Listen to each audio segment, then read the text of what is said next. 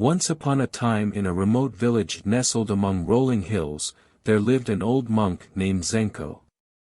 Zenko was renowned not only for his wisdom but also for his remarkable ability to heal troubled minds. People from far and wide sought his guidance and solace. One bright morning, a young woman named Aiko arrived at Zenko's humble abode. Her face bore the weight of countless worries, and her heart was heavy with sorrow. She had heard of Zenko's gift and had come seeking a cure for her troubled mind. With a gentle smile, Zenko welcomed Aiko into his small, serene garden.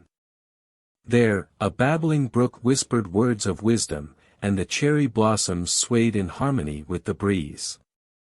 Zenko motioned for Aiko to sit beside him beneath the shade of an ancient oak tree.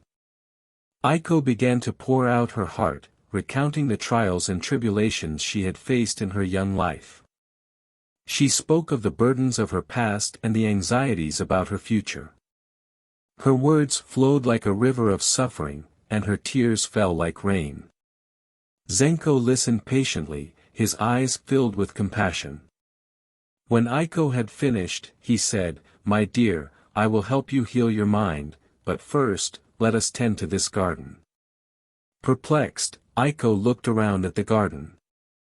It was well maintained and filled with vibrant life. "But, Master Zenko," she stammered, "how can tending to a garden heal my troubled mind?" Zenko picked up a small pail and handed it to Aiko.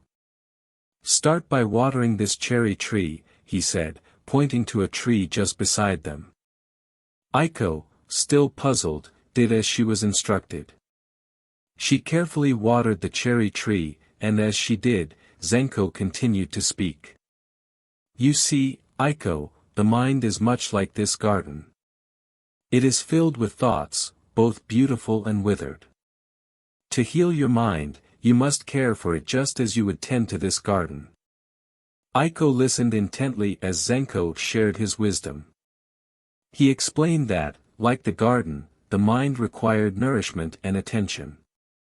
Negative thoughts were like weeds that could overtake the garden if left unchecked, but with mindful care and cultivation, one could create a beautiful and tranquil mental landscape. As the days turned into weeks, Aiko returned to Zenko's garden each morning. She watered the cherry tree and tended to the other plants, removing the weeds of doubt and fear from her mind.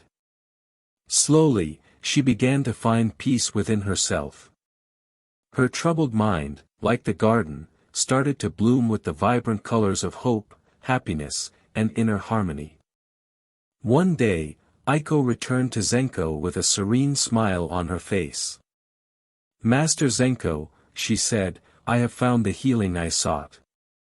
It was within me all along, just waiting to be nurtured and cared for." Zenko nodded, his eyes twinkling with wisdom. "Indeed, Aiko," he replied, "you have discovered the greatest truth. To heal your mind, you must tend to it with love and mindfulness, just as you would tend to a garden." Aiko bowed to Zenko in gratitude, knowing that her journey to heal her mind would be lifelong but that she had found a wise teacher to guide her along the way. As she left the garden, she whispered a silent promise to herself to continue nurturing her inner garden, knowing that it held the key to lasting peace and contentment. And so, in the tranquil garden of Zenko, Aiko learned the timeless lesson that healing the mind begins with the simple act of tending to it, much like tending to a garden.